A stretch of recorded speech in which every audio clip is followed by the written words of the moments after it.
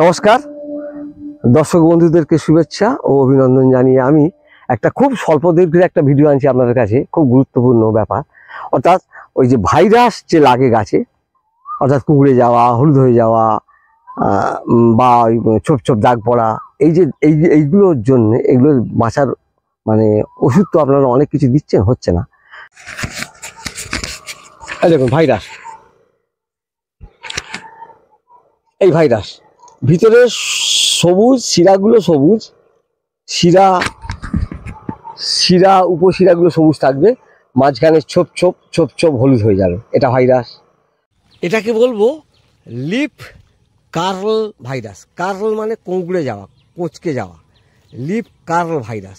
এই পাতাটাকে মানে ভালো করার বা এই হলুদ হলুদ, এই যে হলুদ হলুদ ভাবগুলো হয়েছে, একে পরিষ্কার করার মানে আবার মানে এরকম সবুজ করা, গ্রিনিশ করা ওষুধ পৃথিবীতে নেই।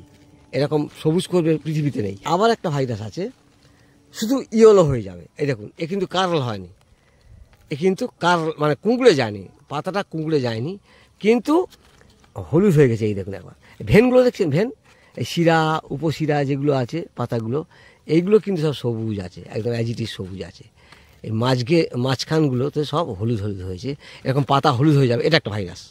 পাতা হলুদ হয়ে যাওয়া ভাইরাস, পাতা কুঁকড়ে যাওয়া একটা ভাইরাস, ছোটো ছোটো ঝিঙে হবে, মাখবে, এরকম হবে আর কি, অপুষ্টিজনিত অভাবে এটা এরকম ঝিঙে হচ্ছে। দেখুন এগুলো কিন্তু পোকার জন্যই হয়েছে, বাহক পোকার জন্যই জিনিসটা এসছে।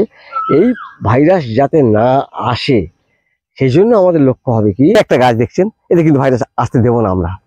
আমি পরপর গাছ দেখাচ্ছি, তা কি করতে হবে আপনাকে, গাছ যখন বেরোবে ছোট অবস্থায় তখন 1 গ্রাম, কারা এখন আমাদের জানতে হবে কি, একটু সময় লাগবে, কিন্তু আমি বলছি স্বল্প দেখবো।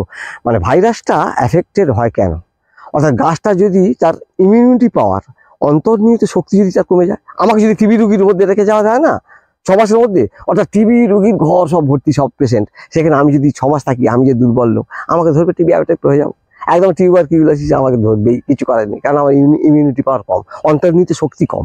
এই অন্তর্নিহিত শক্তিটাকে বাড়াতে হবে, ইমিউনিটি পাওয়ার বাড়াতে হবে। ওই যে ইয়ে গেল, করোনা গেল, শুধু ইমিউনিটি পাওয়ার বাড়াও, ইমিউনিটি পাওয়ার বাড়াও। তা গাছের ইমিউনিটি পাওয়ার বাড়াবে কে, কোন খাবার? সেল ওয়ালগুলোকে কে শক্ত করবে, কোষগুলোকে কে শক্ত করবে, কঠিন করবে, অর্থাৎ পোকা যেন লেগে ফিরে চলে যায়, যে খাবো বড্ড কষ্ট হচ্ছে, রোগ যেন না ঢুকতে পারে, কে করবে? পটাশ করবে, গাছকে শক্ত করবে, দৃঢ় করবে, কোষগুলোকে শক্ত করবে, মজবুত করবে গাছকে, পটাশ। আর কে করবে? ক্যালসিয়াম। দুটো জিনিস মেন করবে। তাহলে এইগুলো আমাদের দিতে হবে, প্রথম থেকেই স্প্রে করতে হবে, তাহলে কিন্তু ভাইরাস সহজে আক্রান্ত হতে মানে আক্রমণ করতে পারবে না, ভাইরাস সহজে আক্রমণ করতে পারবে না, এই হচ্ছে ব্যাপার।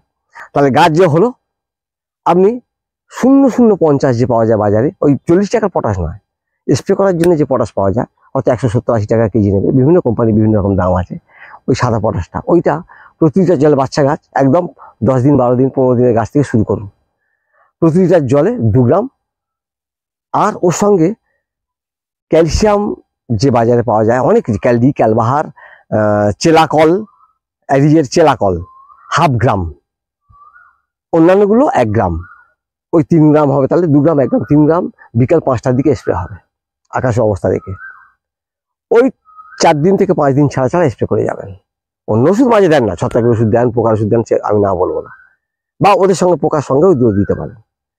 তার মানে আমি বলতে চাচ্ছি এই দুটো, এই ওষুধটা কিন্তু দিয়ে যেতে হবে। তাহলে যদি খুব ভালো কাজ পেতে চান, তাহলে পটাশ তো দিলেন, তার সঙ্গে তো ক্যালসিয়াম বললাম, ওর সঙ্গে ম্যাগনেসিয়াম সালফেট MgSO4 1 গ্রাম মিশিয়ে স্প্রে করবেন। একটু বড় হবে গাছ, তখন 0050টা বড় গাছে, এইসব গাছে অন্তত 3 গ্রাম করে দেওয়া যাবে। এরকম গাছ হলে 3 গ্রাম করে দেওয়া যাবে 0050, আর 1 গ্রাম করে দেওয়া যাবে ক্যালসিয়াম, চেলাকল, CHELACL, চেলাকল। হ্যাঁ, এই ক্যালসিয়ামটা দিতে পারেন। যারা একদম এসব দিতে পারবেন না, কম দামের মধ্যে, ওই বস্তা যদি 50 কেজি নেওয়া যায়, ওই দেখছিলাম 870 টাকার মতো কেজি পড়বে, হচ্ছে আপনার জিপসাম। জিপসামের মধ্যে আছে ক্যালসিয়াম সালফেট। তাহলে ওইগুলো বিঘা প্রতি 33 শতক বিঘাতে 6 থেকে 7 কেজি।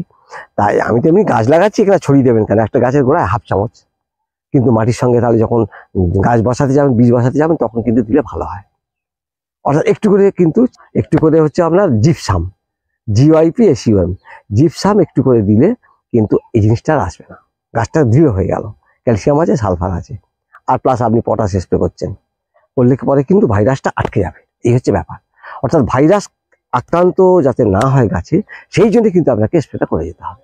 এইটাই বলতে চাচ্ছি আমি। এইভাবে কিন্তু যাবেন। ভাইরাস যাতে না আসে সেই জন্য কিন্তু যেটা আমি বলেছিলাম, এখন স্প্রে চলছে এই গাছের জন্য। বাচ্চা গাছ হলেই স্প্রে করে চলুন। বাচ্চা গাছে কিন্তু দেওয়া হচ্ছে। এখানে ডোজটা একটু শুধু কমবে, 2 গ্রাম 0050 আর 1/2 গ্রাম চেলাকল বা ক্যালসিয়াম যেটা পাবেন বাজারে, কিন্তু ক্যালসিয়াম নাইট্রেট নয়। ক্যালসিয়াম নাইট্রেট দিলে কিন্তু নাইট্রোজেনটা বেড়ে যাবে। নাইট্রোজেন দেওয়া চলবে না, যেটার মধ্যে শুধু ক্যালসিয়াম আছে। দেখছেন, একদম ভাইরাস আসতে দেবো না। এই শশা গাছ দেখুন, ক্যালসিয়াম নাইট্রেট অনেকে পাবেন হয়তো, ক্যালসিয়াম নাইট্রেট দেবেন না, কারণ নাইট্রোজেন আছে ওর মধ্যে।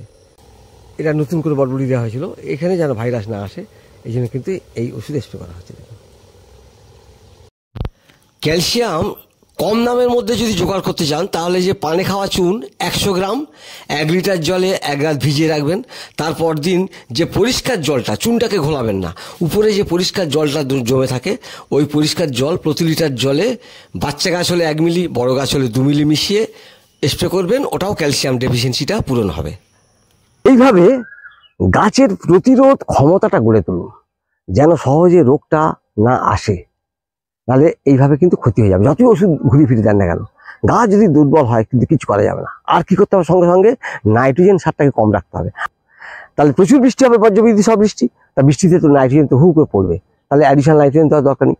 নাইট্রোজেন দেওয়া মানে গাছকে দুর্বল করে দেওয়া, দুর্বল না মানে পাতাগুলোকে নরম করে দেওয়া, ফল হয়ে লাফিয়ে উঠবে, রোগ পোকা চলে আসবে, খেতে ভালো লাগবে, মানে ভাইরাস চলে আসবে। তাই নাইট্রোজেনটাকে ধীরে ধীরে ব্যবহার করুন, আস্তে আস্তে কম কম পরিমাণে, আর এইগুলোকে দিয়ে যান। তাহলে আপনি তবে প্রতিরোধ ক্ষমতা গড়ে তুলতে পারবেন, গাছের ইমিউনিটি পাওয়ার গ্রো করতে পারবেন, ভাইরাসে যাতে না আসে। এইটাই বলতে চাচ্ছি। আশা করি সংক্ষেপ ভিডিওটা রাখলাম। সকলকে ধন্যবাদ জানাই, ভালো থাকুন, নমস্কার জানিয়ে শেষ করছি। ধন্যবাদ।